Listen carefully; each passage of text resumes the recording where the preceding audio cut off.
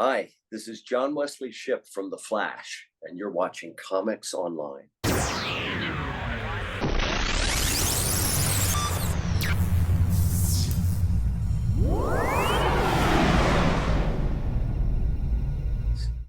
I tell people it took me 60 years, but I'm an action figure. I mean, you've got your pop figure. They did the Flash '90s figure recently. I mean, that's got to feel great. It was really amazing. The first time someone brought me the very first one, which was the one by Mattel that had my picture on the side, and they brought me an action. I'm like, oh my God, I'm an action figure. It's crazy. It is. It's great. I mean, I look at this guy, and I also look. This was the one they only did 1,000. But I mean, look, he even has. Let me see if you can see. He has my broken nose. I mean, they they even got the. It's so close. You know what I mean? I don't know. I feel very honored. I have all my action figures displayed with my Emmys. Well, I'm honored that we actually have some time to talk. We've had the opportunity to speak a few times at San Diego Comic Con over the years, but it was always season specific and a couple minutes here and there. So the fact that we get a chance to do a little bit more of a deep dive is something I've wanted to do for a long time. So thank you for giving me that opportunity. It's my pleasure. My pleasure. John, you've had a very unique experience when it comes to the world of superheroes. Not many people get to play so many different members of the superhero family. Of course, you started off with Barry Allen in The Flash in the '90s, later getting to play Barry's father, Henry Allen, for the most recent TV series with Grant Gustin. Later taking on the mantle of the Golden Age Flash, Jay Garrick, returning as the '90s Flash for Elseworlds and Crisis on Infinite Earths, and also getting to voice Zoom for Batman the Brave and the Bold. Can you just talk about your experience and the impact the world of the Flash has had on your career and your time with these characters? Part of it, it's very interesting. I thought they were insane when I saw the drawings for the new Flash 90 suit because I thought they were sending a crew to New York to digitally scan me for a new suit. I thought Jay Garrick was getting a new suit. I thought, oh, great. And then I saw the drawings and I was like, are you guys out of your minds? That was like 28 years ago, right? And we got it straight that we weren't pretending it was 1990. The 28 years had passed. I was now the age that I was, that character 28 years later. And but it was very interesting. I didn't know how people were going to react, but the cast, all of whom were there for Elseworlds when I walked onto the set, were so enthusiastic, and the audience response was unbelievable.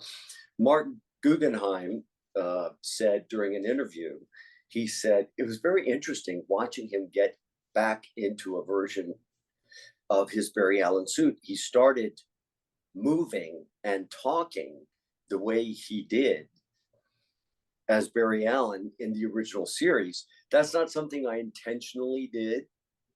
In class, we're taught, a lot of your character can come from particularly if it's a period piece or a superhero, can come from your costume, how you feel once you get in it, and it was a wild experience. It's nothing I ever expected. One season of the Flash CBS for Warner Brothers for CBS 1991 was a great experience, exhausting experience, critically acclaimed. We only got one season, and I ripped the wings off and threw them in the air and swore I'd never get into another superhero suit.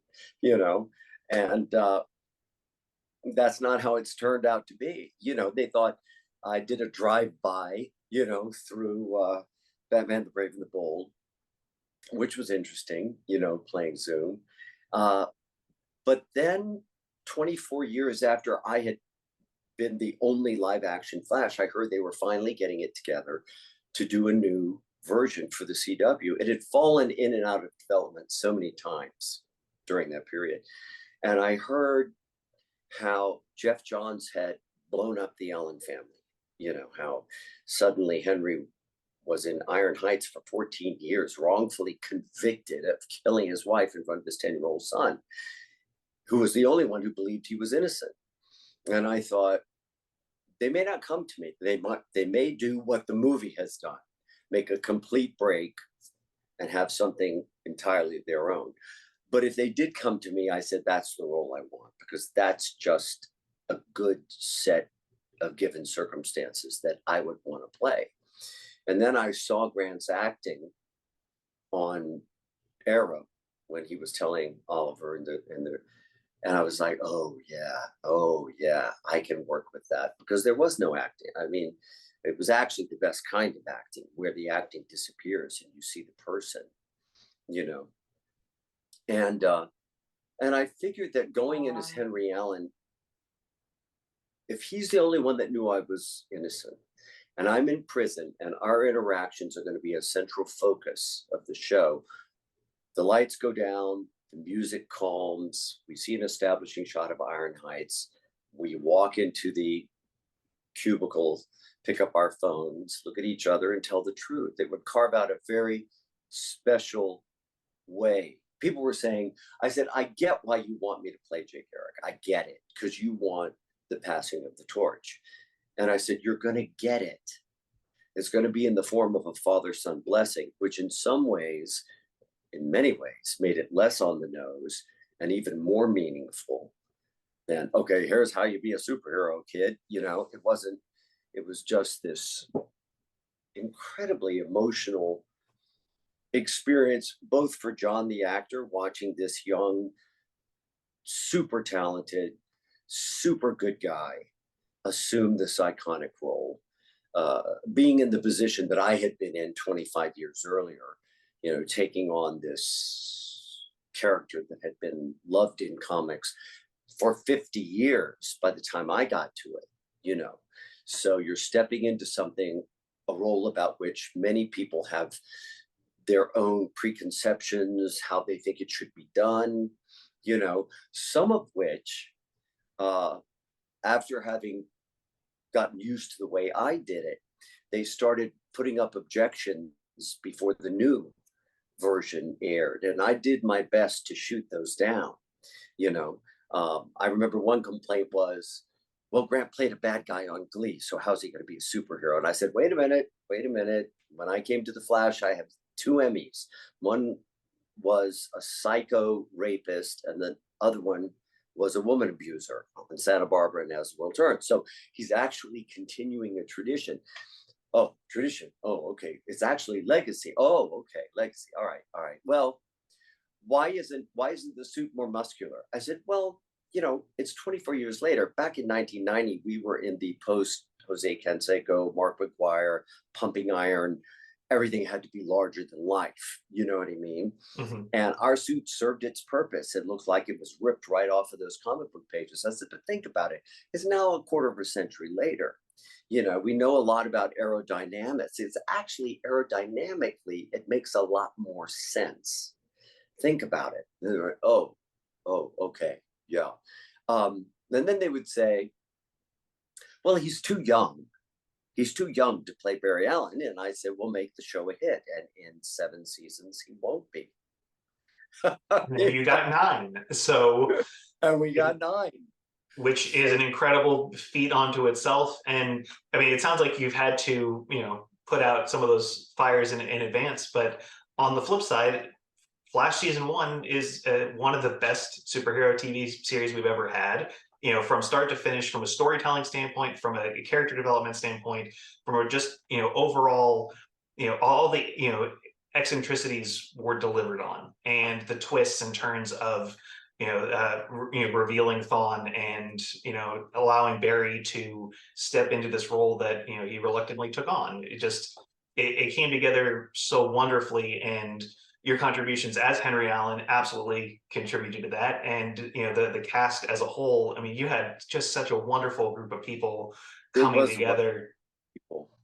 It was a wonderful group of people, and it was a wonderful feeling, because I really believe sincerely from the first moment, everyone was committed not to just showing up and doing a job, but to creating the most real people in a superhero context that they could possibly uh, deliver on. There was a story I love telling, and it's so indicative of who the Flash cast was at the beginning when we all went to San Diego Comic-Con the first year and premiered our pilot. 7,000 people, Hall H, which was oversold. People slept outside on the grass, to get in. And we were doing press all day because really San Diego Comic-Con is a press junket. It's not really for us a Comic-Con. And in the lunch break, they had catered this incredible lunch. All the casts, all the Arrowverse shows came.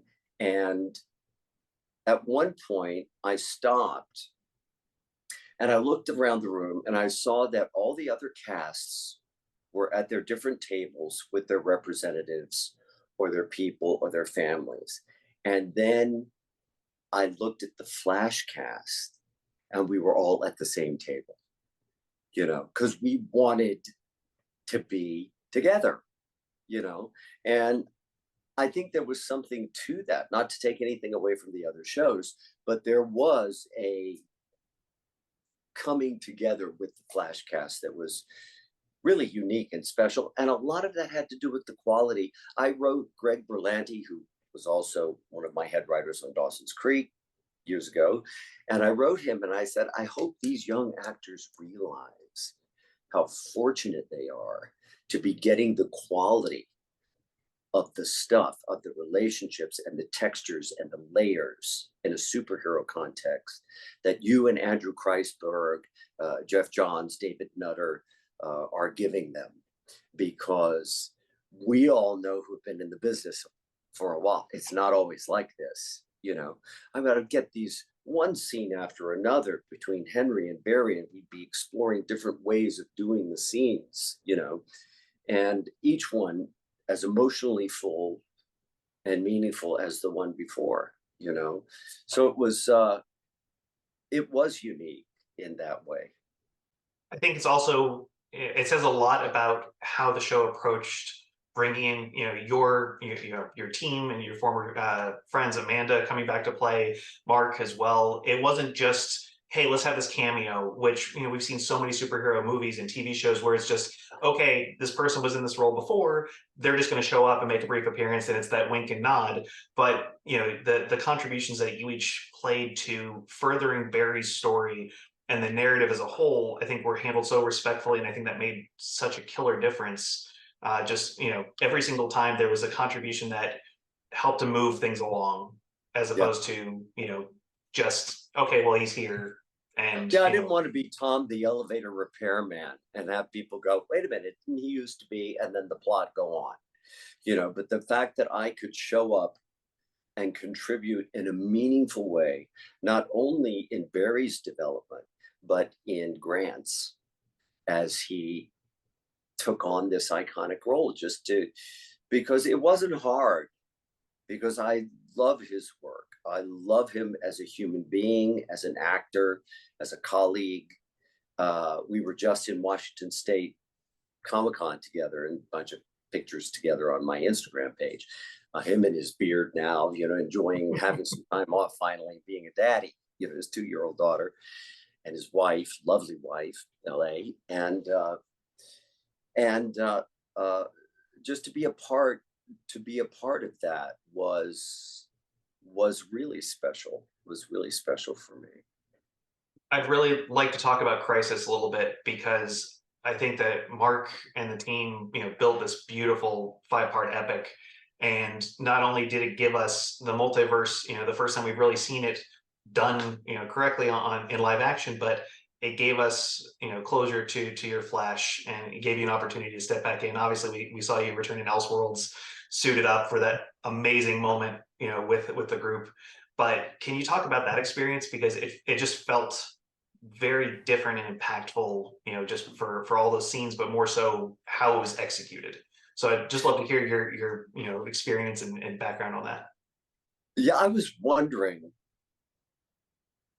I knew, because they didn't do anything like you say, Tom the elevator repairman, have some token thing that they would just do, just token fan service. We're going to throw this in there just for the hell of it, for shits and giggles. You know what I mean? Mhm. That's not the way they wrote, you know. So when they brought me back as Flash 90, I found that it was very curious. Of course, I got to do the wonderful destruction of Earth 90 with the Monitor, you know, with and directed by Tom Cavanaugh. You know, that whole thing, which was played as a stinger across all of the Arrowverse shows, and but at the end of that season, when they said coming in autumn of whatever the next year was, Crisis on Infinite Earths, I went, that's why they brought me back. That's why they brought me back, because a Flash had to die in Crisis. And then before I signed on to do it, I had a conversation with Eric Wallace, and I said, now, I would assume that what you're going to do is I'm going to be I'm coming back to kill my Barry Allen. And I just want to make sure that it's not going to be, hi, I appear in a scene and take a bullet. Because he said, oh, no, no, no, we have too much respect for you and the character and the legacy to do that. You will be very much a part of the problem solving process. And you will, in fact, die a hero's death. We would never bring you back just to as an excuse not to have to kill off Grant Gustin, you know. And I have to tell you, you know, it's very odd. A lot of actors feel this way. If I watch something I've done the first time, I usually hate it. I'm like, oh my God, I'm terrible. I didn't accomplish anything I wanted. I look bad. I hate the way I sound. I'm never going to act again, you know. um, except with Crisis.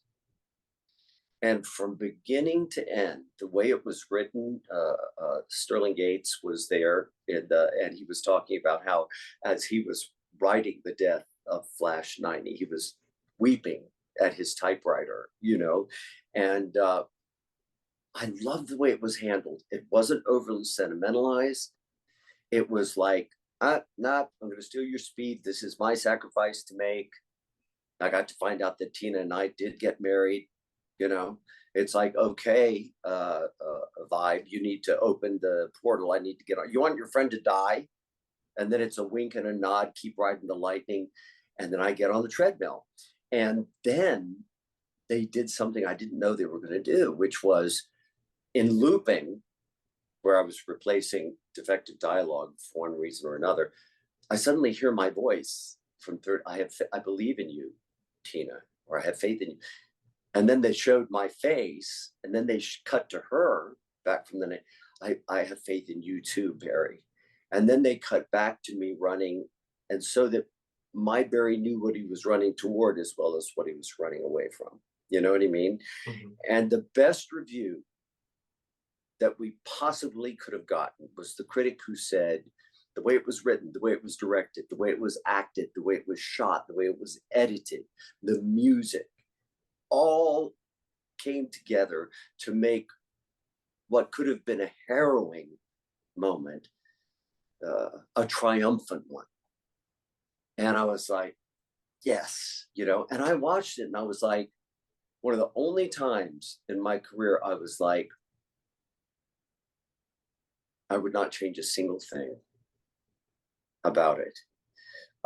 Including, you know, David McWhorter. I mean, the director, when you see Grant early on, you see me out of focus. I'm always out of focus in the background, you know, it's no accident.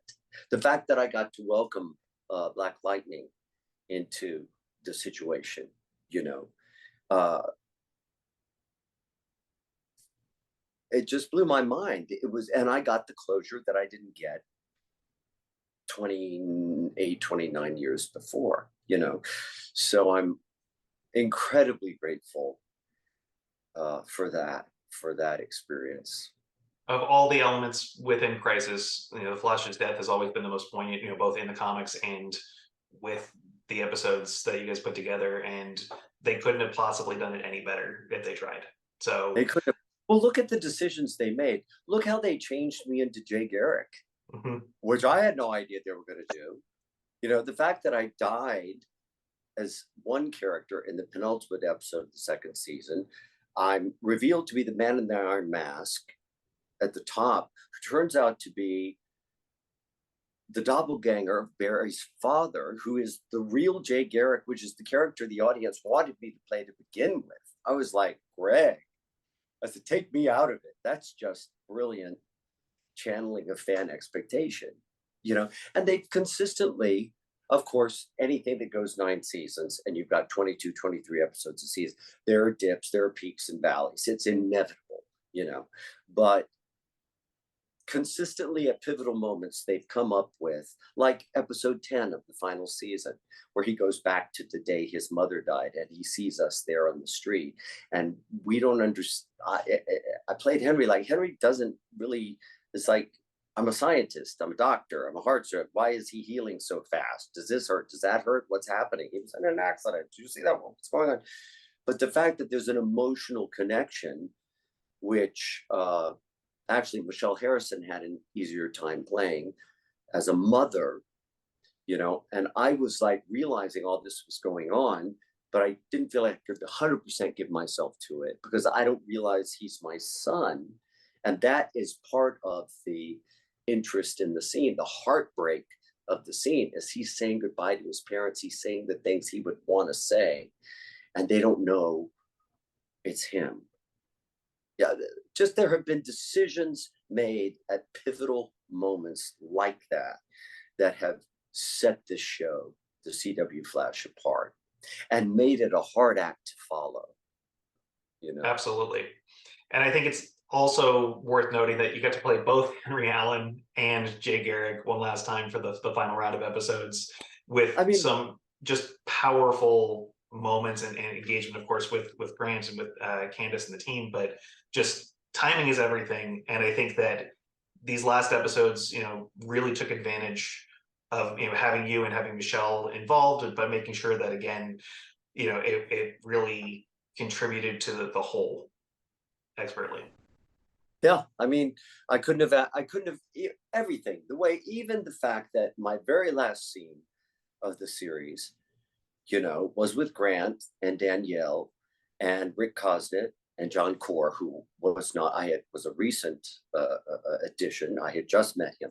But the fact that there were so many people in the core group in my final, you know, and I realized that more and more people were coming as we were getting ready to do my last shot. I wasn't really thinking about it being my last shot.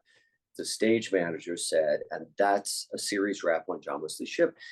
Everybody started applauding.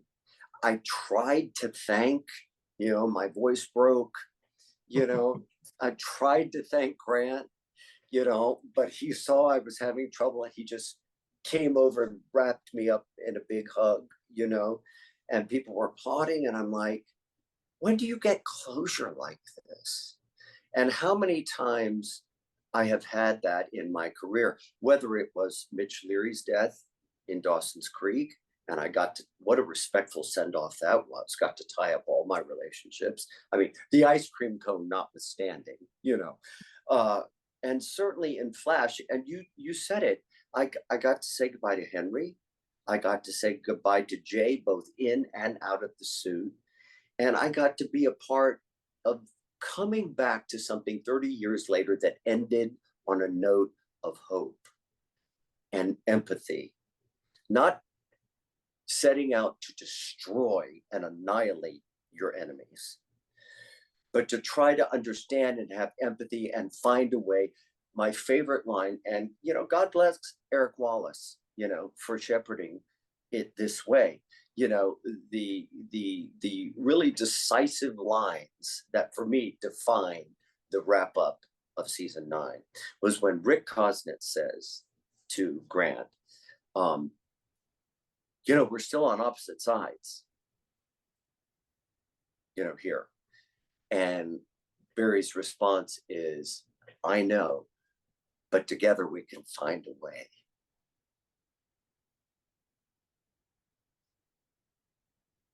I mean, how perfect for what we're going through as a country and as a society right now. And how beautiful that I got to be a part of that. I'm nothing but grateful, you know. Obviously, we know it's the end of the Arrowverse in this particular instance, but we hope that there might be more in the future for that. Yeah, I got to cross over to Stargirl, which was such an interesting We didn't thing. even get to talk about that. That was incredible as well. Some people said to me, I got this on social media, I sort of felt in a way you were more Jay Garrick on Stargirl than even you were on The Flash. And I thought about it and I said, I can explain that because in Stargirl, we got to see Jay Garrick not as an advisor to the Justice League, but as a moral center of his Justice Society. It was his seat of authority that we got to see him operating in. And so it did bring out a different quality.